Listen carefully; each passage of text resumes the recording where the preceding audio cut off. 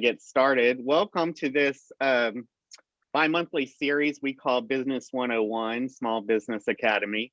I'm Chris Kelly. If you don't know me, I think everybody on the call does. I appreciate that.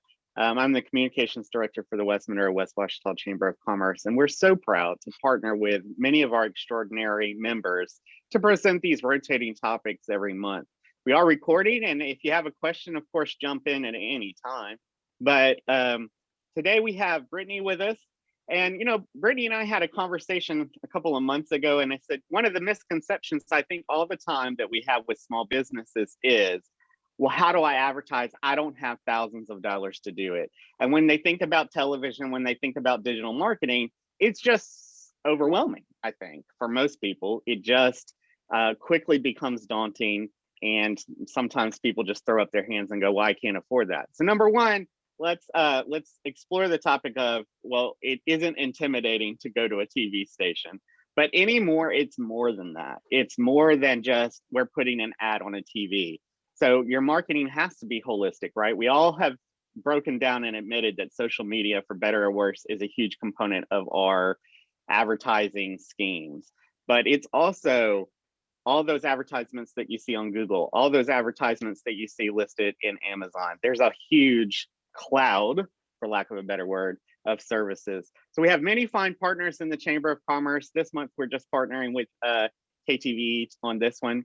So Brittany, talk to us first about TV marketing and where you are in that whole matrix over there. Well, so my name is Brittany McNamara. I do thank you, Chris, for having me here this morning. I'm really excited about it. So yes, there is a misconception that TV and advertising is expensive and that you have to have thousands of dollars. And that's just not true, you know. And whether you're doing TV, digital, or both, because they're best friends, they work really well together. It can be affordable. Luckily, when you're working with people, local people here that are really wanting to help you grow and build your business, you know, we can find ways to come up with cost-effective campaigns for you. And digital is a major component of that, because digital is very cost-effective. So when you integrate it in with some of your other advertising tactics, such as, you know, TV, radio, maybe even print, it just creates more reach and more frequency. So there's that to think about, because you want to be able to get your message out there as much as possible in front of as many people as possible. Sorry about that. But you know, digital is my forte, digital advertising tactics. That's what I think is fun. I love it. I love that digital gives you the opportunity to target. You know, you can create an audience that you know is kind of who you're trying to hit, and you can focus on them. While at the same time saturating, you know, the market with your brand through other avenues. So, you know, don't feel scared to call or talk to the TV station. But we do more than TV as well. I mean, we have TV, but we also sell digital products. We have a website where we do a lot of focused content, sponsorships. So what we like to do here, I mean, we consider ourselves, you know, a full suite of opportunity here for you. And we want to be creative, and we want to come up with things to help you that fit your needs and your budget, and ultimately are successful. So, you know, please don't think, oh, they're just a TV station. We are so much more than a TV station. So do you want me to go ahead and jump into this presentation, Chris? Yeah, please do. I'm going to share my screen. Give me 1 second.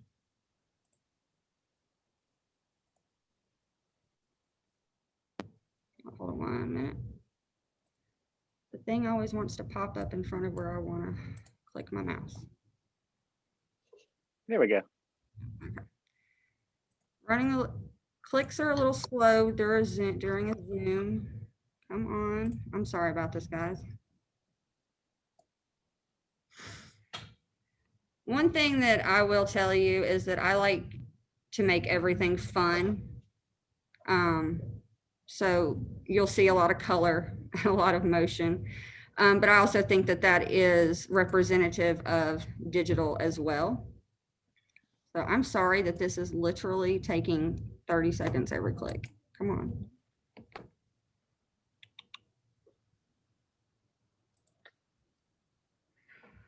I don't know what the deal is, guys.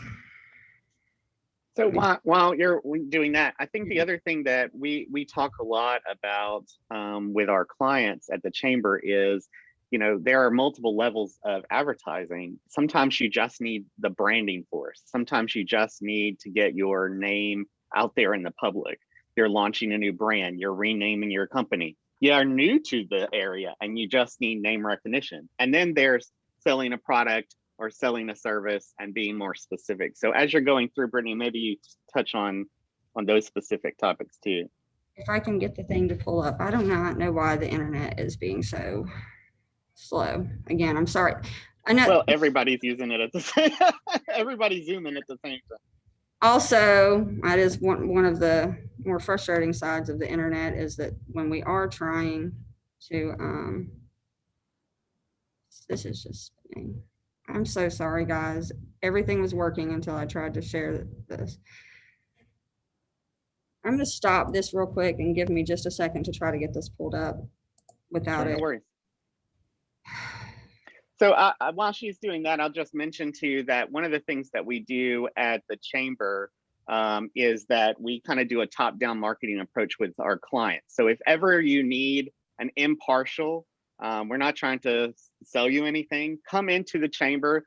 Let's pull up your website. Let's pull up your social media. Let's look at what you're doing to close the deal. Let's talk through a sales pitch and really work through those things. Lila has a different experience with nonprofit. Stephanie has always been in sales. My background is a little bit different. So we bring to you kind of a three-prong approach to those items, but don't be afraid. It's something that we really feel passionate about doing with our members. And this benefits nonprofits too.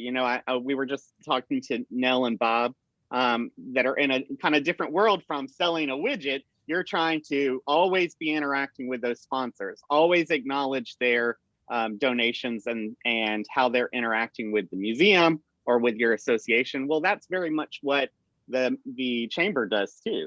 So there's always something that we can learn from each other and kind of make these networking opportunities. One more thing to mention, if you haven't already, Thursday, as in tomorrow, Thursday, in the evening time from 5 to 7 at Flying Tiger, one of our awesome local breweries, we're doing a member mixer.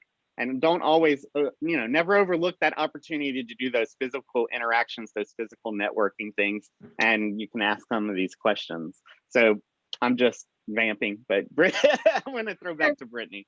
I've got it pulled up. I wish there was a way I could hit share screen without having to. Well, why don't we follow up and send the presentation as a link, Brittany, and you just talk us through it. I think I've got it now. Hold on. Okay, go for it. It just really,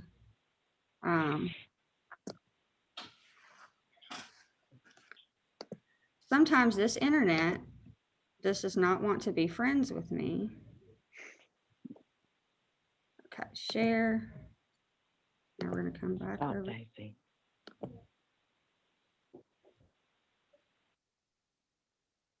You should be going to full screen. Okay. Oh my gosh, success. Yay. See that. Okay, let me hide this panel that's, hold on. I appreciate you being patient with me. Okay, so we're going to talk today about demystifying digital because, again, a lot of people are confused about what is included in digital advertising or how it works with other advertising, or is digital just Facebook? So these are some questions that I want to talk about and go through. I'm struggling today, y'all. Sorry, this is not going good. All right, so I wanted to talk a little bit about a history of digital because it's been around longer than a lot of people think, but it is really kind of like become really hot in the past few years for sure. But so since 1994, we've been doing banner ads. If you can see here, this is the very first banner ad that was ever hit the internet. And it was you can see it's got a very strong call to action. Have you ever clicked your mouse right here? You will. So they're very powerful messages. You get in front of people and you basically can tell them what to do. And that is kind of, the beauty again of the creative that behind your display or your banners or your digital.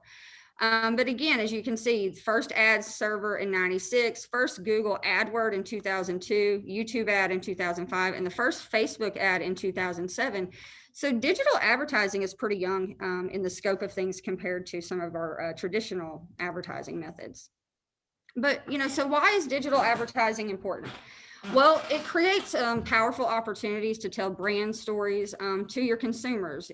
Basically, it gives you the opportunity to talk to them the way you want to talk to them. Give them the messages you want to, the deals that are going on, why should they click that banner and visit your website, or why should they ultimately come in and become a customer. And then the way that this works is that we're able to reach them in real time, and it's very personal because with digital advertising, it goes where they go. You're not waiting for them to drive past a billboard or turn on their radio or maybe sit down and watch TV. It's on their phone, it's on their computers. We all know how when we mention something later on, we see an ad. So it's very personal, and that is very effective and very important when it comes to advertising. So here's three reasons why digital is so important. Okay. We are constantly on digital channels. We spend a lot of time online. If we're constantly connected to the internet somehow, I mean, whether it's our phone, if you have a smartwatch or desktop, laptop, if you're sitting at work, you maybe have the internet connected and you're listening to something. So we're always online. With targeting capabilities, we're able to target the exact audience that's most likely to purchase your product. So for instance, if you're a boutique that sells, clothes to women, maybe you only want to target women. You don't want to target men. They're not going to come in and buy your product, most likely. Yes, they may come in and buy something for their wife, but your strongest return on investment is going to be to target women. And with the availability of all the data out there, I mean, we are able to really personalize your ads. We're able to find out, it sounds invasive and it sounds a little scary, but we can find out how much money or household income is, age group, education, whether they have kids, things that they're interested in, so that you can really create, an idea of who your perfect consumer is and who is most likely to become a loyal customer. So I wanted to kind of, before we jump into the details of it, I wanted to talk to you about, well, what does a digital advertising life cycle look like? So if we're out there, how are your ads going to affect a consumer? So I painted a little story for you. I know this next screen is a little wordy, but I'm going to kind of walk you through it. So let's just say that let's meet Sarah. Sarah is a potential customer. Maybe she saw your commercial on TV, or maybe she saw your billboard or something like that, but she wants to know more about you. So she's going to go to your website. Maybe she only remembers a little bit about your name, so she Googles it. She finds your website. She goes around. She clicks through a few pages. And she gets cookied before she leaves. I know that we all know how frustrating it is sometimes to click accept cookies, but that helps us get more data for better targeting, so that we kind of know that what Sarah is interested in.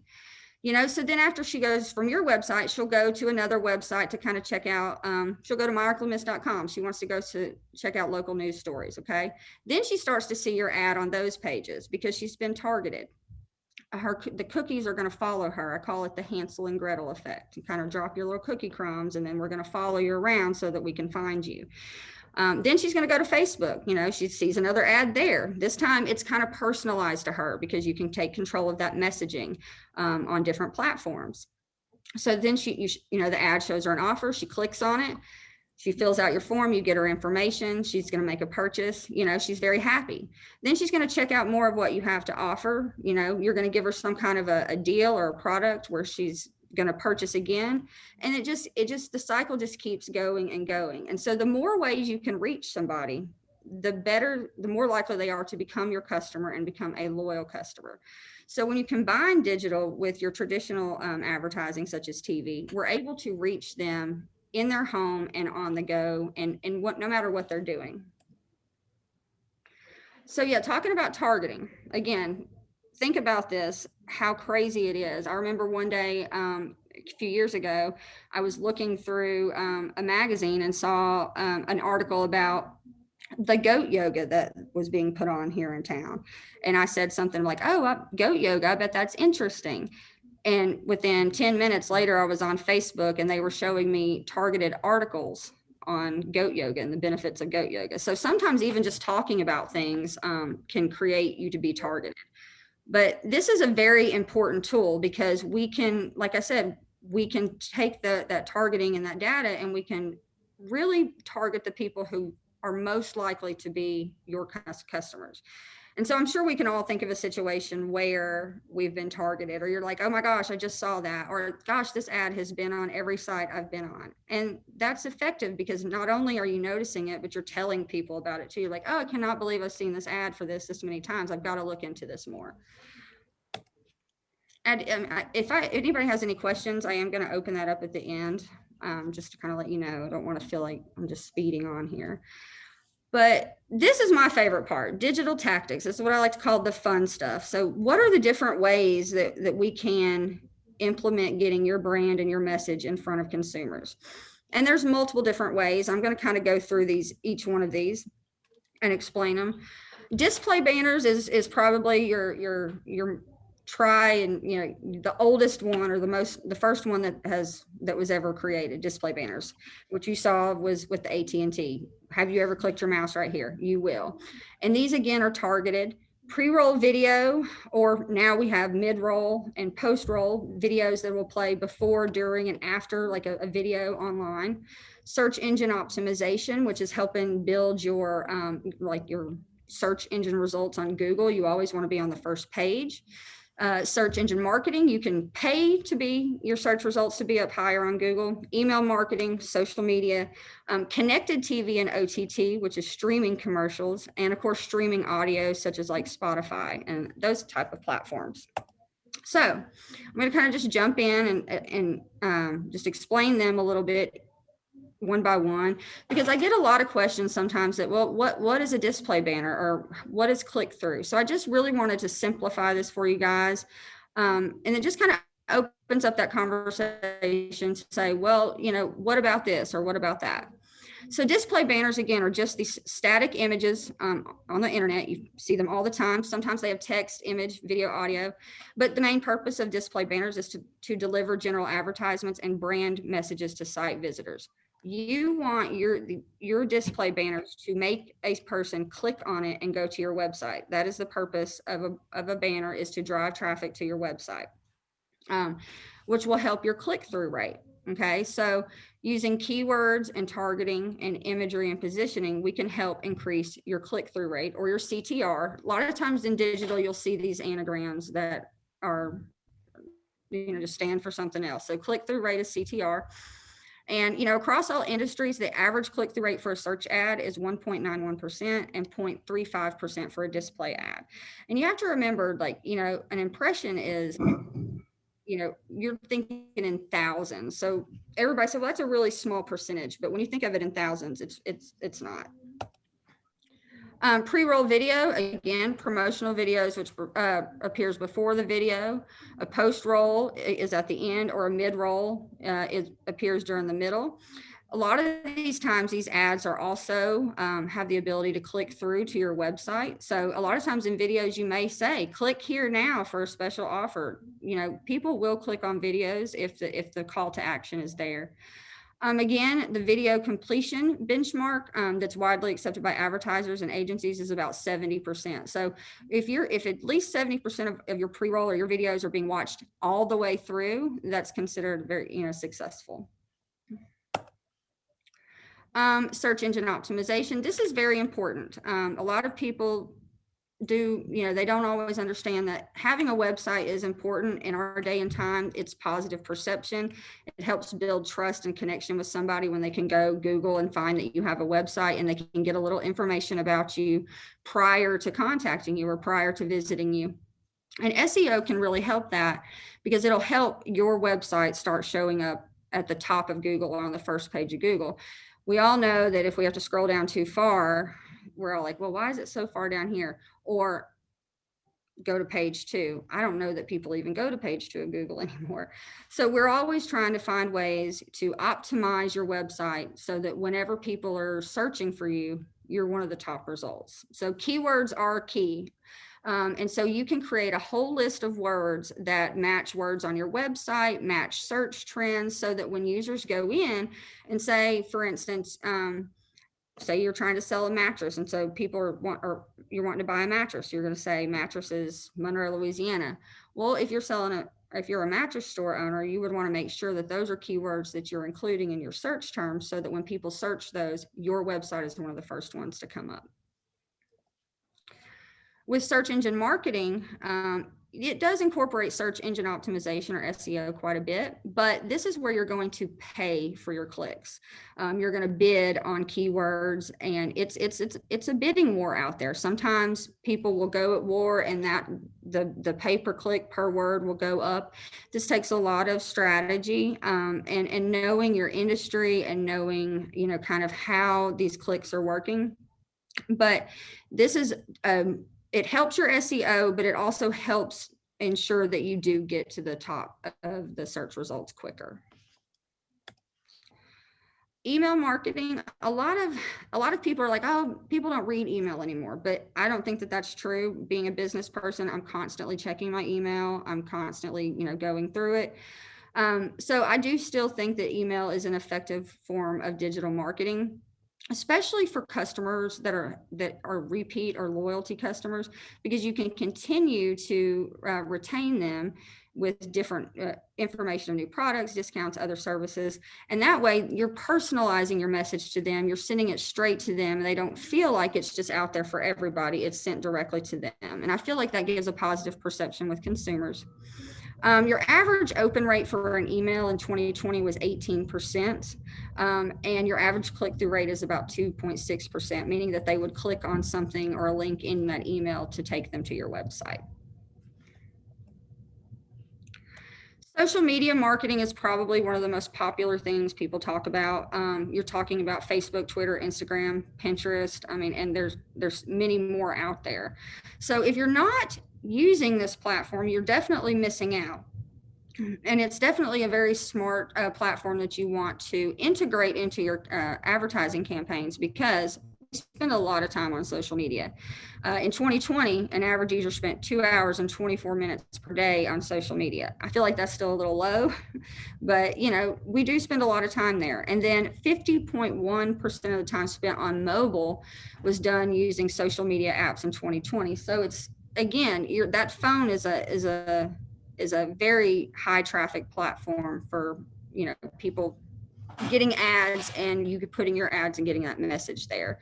Of course, with social media, you also can do things like with your engagement, consumer engagement, like posting text and image updates, videos. Maybe you have a sweepstakes or a giveaway, just things that get people engaged. Social media more or less is there to help you create a relationship and create connections with consumers. Over the top or connected TV, this is one of my favorite things to talk about, because I did kind of when I started out in advertising, it was in TV. And so it's one of the things that I've grown to love the most. And so now they have digital TV. They've combined my two favorite things together. And so I love this, because we are watching TV a lot differently now than we used to. There are multiple ways to watch TV, and a lot of people are cutting the cord. They've become cord cutters. They're not paying for cable, or they're not paying for satellite because it's expensive, and there's so many channels there that you're not watching. With over the top or connected TV, you're reaching people who are streaming those programs through an internet connection rather than a cable connection or a satellite connection. They're watching these through apps on their smart TVs, or through apps on their phone, or maybe a tablet, or even an Xbox or a PlayStation. Anything that they are connecting to the internet and then connecting to their TV to take control of their TV viewing experience. We live more and more on the go now than I think we ever have. And so it's hard to find time to really sit down and watch something, maybe when it's on. And so sometimes streaming gives you the beauty to sit down and watch things at your own convenience. Just a little information about that. OTT ads means over the top, means it's delivered to desktop, laptops, mobile devices, tablets, and smart TVs. Connected TV. So do you have a question? Connected TV is a form of OTT. This is 15 or 30-second commercials that are served on just those TV-sized devices in your home. So if you have a smart TV in your home that you stream with an internet connection, this is where CTV advertisements are delivered. And then OTT advertisements are delivered on your phone, desktop, laptop, that kind of thing. And you can see here that it's growing really fast. More than 50% of the people in the US have a TV connected device in their home, and 197 million people in the US are expected to be viewing OTT content by 2022. That's a lot of people, and it's just growing very fast. So, you know, again, people are going to watch TV. It's just another way that they can watch TV. I will say right here, this says right here that it rivals traditional broadcast TV advertising, and I disagree with that. I think that it combines and it's works well. It's not a competition. It's something that works together. And I think that that's important with advertising in general, is that you need to have integrated plans for more success for your reach and frequency, and TV and digital work really well together to do that. Something that is just kind of getting more and more popular is streaming audio. Kind of rivals your local radio, but it grew 16% in the first 6 months of 2020 over the previous year. And again, it's just people that are taking control of their music experience. And you can see here, I found this on Statista 2021. Why do you prefer streaming music services over AM or FM radio? Well, the majority of people say, I can choose what to listen to and when. And I think that says a lot about our society, and that we are wanting to take control over, you know, when we're doing things. So as a business, you want to make sure that you're placing your ads on those platforms as well, so that you're not missing out on the people who are taking advantage of having that control. Little few stats over here, you know, 286 million active users are on Spotify monthly. That's a huge number. 80% of all recorded music revenue was from streaming services in 2019. So there's a huge platform here that I feel, you know, it's growing, and it needs to be, you know, taken advantage of, because a lot of us are streaming our music rather than listening to local radio. And then, of course, analytics. Analytics are important. We want to know. So we've ran this campaign. We've targeted these people. We've had this, you know, this creative that had a strong message, but did it work? How many people did we reach? So analytics are very important to know how did your campaign perform. Everything is trackable online. Okay, so whether any website you're on, whether you're on social media, you know, if you're on Amazon, Walmart, anything you're looking at, it's all linked and tracked, and big data has access to that, and they're able to put that data out there to help us, you know, provide that information to you, so you can always be increasing your ROI and always building a campaign that will be successful. So digital marketing analytics give you a way to assess your progress. By using these tools, you can see which content performs well, where you're reaching your target audience, which channels have the best engagement, and the journey your audience is taking before converting into paying customers. So when we give reports out for digital analytics, it's really giving an opportunity to paint a story of what happened, and how can we, what is the next chapter of that story, so that people are going to continue to pay attention. So that is, in a nutshell, kind of the rundown of all the different products. I know Chris mentioned in the beginning that, you know, people are afraid that it is expensive, or that they can't afford it, or they have thousands of dollars. And I don't want anybody to have that fear. Digital advertising is very cost efficient and cost effective. You can come kind of with two ways when it comes to digital. You can say, well, here's my goals. I want this many clicks, this many impressions. Here's what I want to happen. And then you can build a campaign around that. Or you can say, here's what I can apply. Here's the budget I have. What is the best campaign I can build for my budget?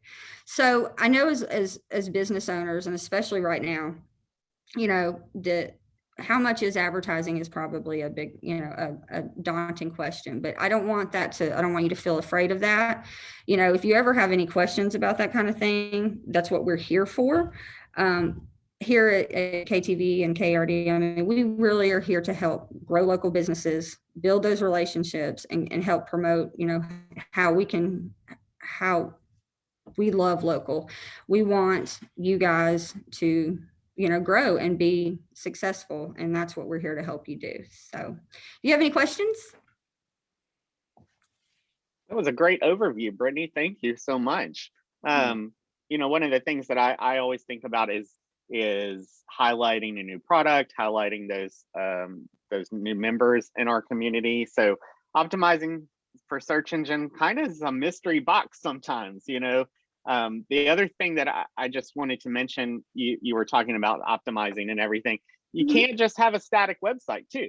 You really need to be adding content. You need to make it an enriching experience for those people to visit. Why do they want to come if all that you have is outdated hours on your website?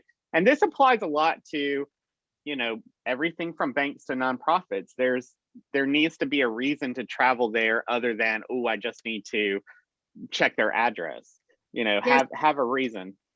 I'll add too that, once you get somebody to your website, the experience they have there is also very important and can affect you, down to how long it takes a page to load. And I'm just being very frank there, because this is something that if you have a website for your business, you want to make sure these things are staying optimized. Because if someone wants to click a link and it takes 20 seconds for the next page to load, they're likely going to exit your website, which is going to increase your bounce rate, which bounce rate is basically how many people are bouncing from your website. Yeah, and we've seen that a lot lately, especially with small businesses, in the sense that they go to Wix or one of those all-in-one shops, and it advertises that you're going to make this huge, enormous single web page. Well, but that web page takes forever to load when you load it up with all of these pictures and make it look pretty.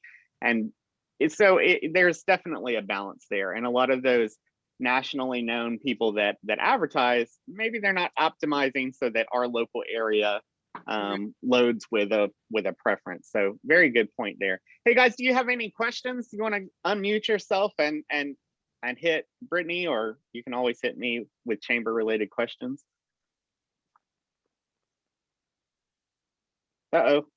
Quietness. I always feel like that means I did a really good job explaining. For sure. Absolutely. So I do have a question though for the people that aren't here. What are you struggling with your marketing? So we're looking at our year's worth of topics. What are things that are maybe you're struggling with personally? Is there social media, or are you asking me or them? Everybody. The royal we.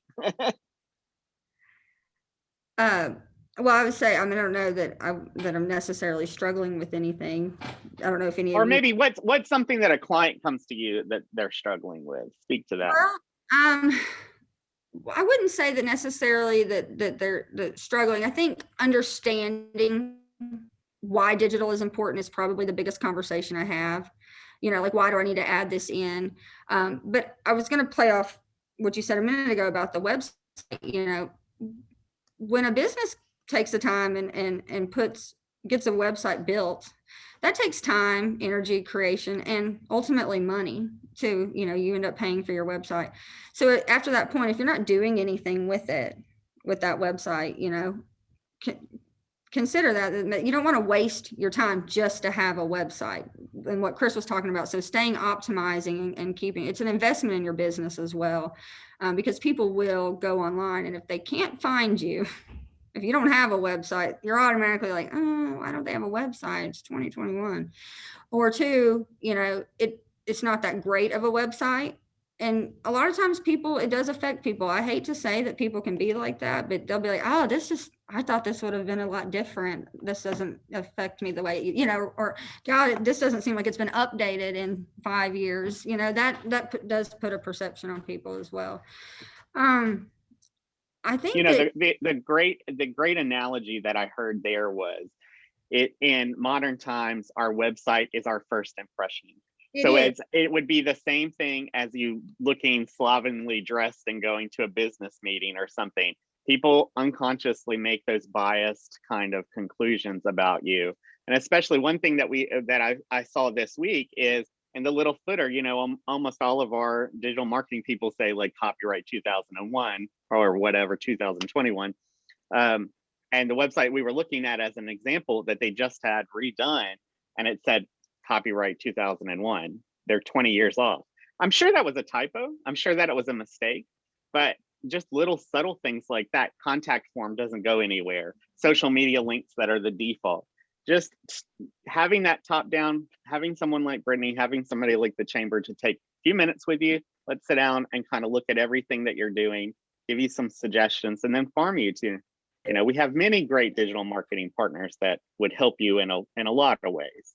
I have a question. Any questions? Yeah, I do. I have a question. Yes, ma'am.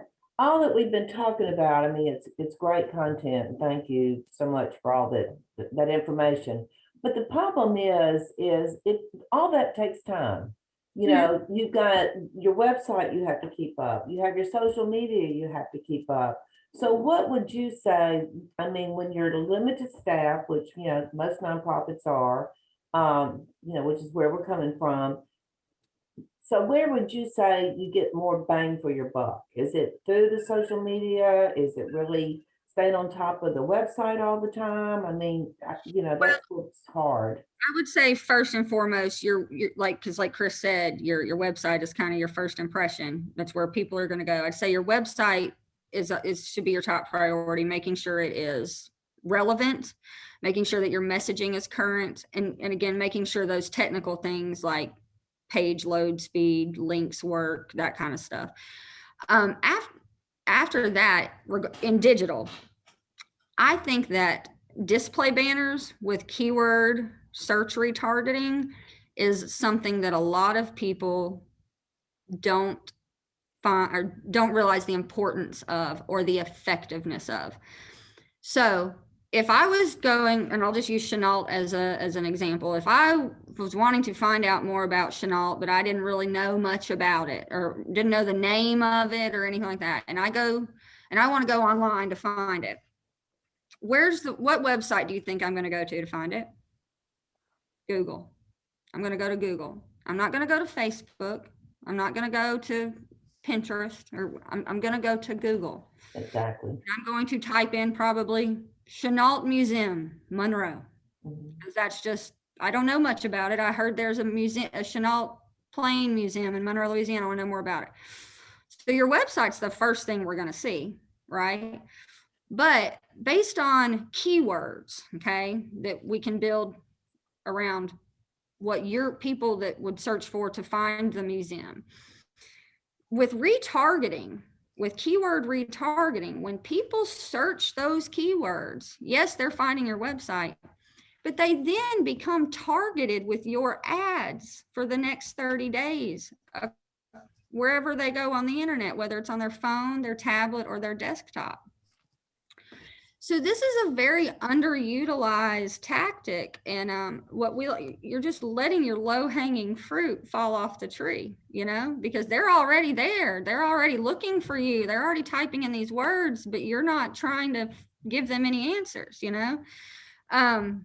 So that to me is probably what I feel like is the most undervalued tactic, because it's effective. We all do it all. I click on a disc. I see banners all day long. I click on them. If I want to know more, I click on it, and then when you click here now, find out more here, give them a reason. People love to be told what to do. And generally they'll do it if they're told to. Click here for, I don't know, top secret info.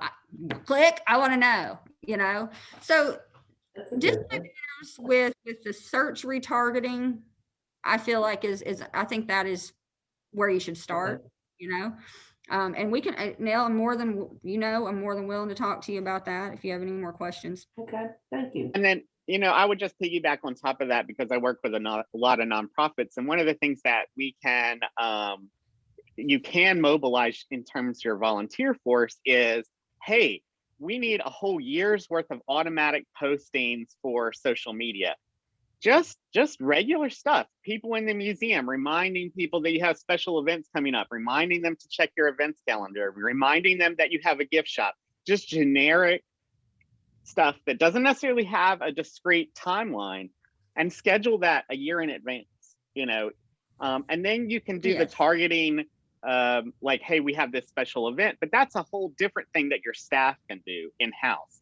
It allows someone in your volunteer force, or maybe, and this applies to small businesses, everybody's got a 14-year-old that likes to take pictures with their smartphone. Mobilize them, give them a job, trade them, you know, a free lunch sometime for taking really cool pictures, and use that, schedule them, let them make a really cool display on Canva or whatever, give a whole bunch of images to you, schedule them for once a week. And that also kind of lets you do test balloons of, what time of day is your audience on Facebook? What time of day is your audience on whatever platform you're looking at? So we've done that a lot. We've partnered with small businesses to kind of help them in that way, but it's a great opportunity when we're talking about nonprofits.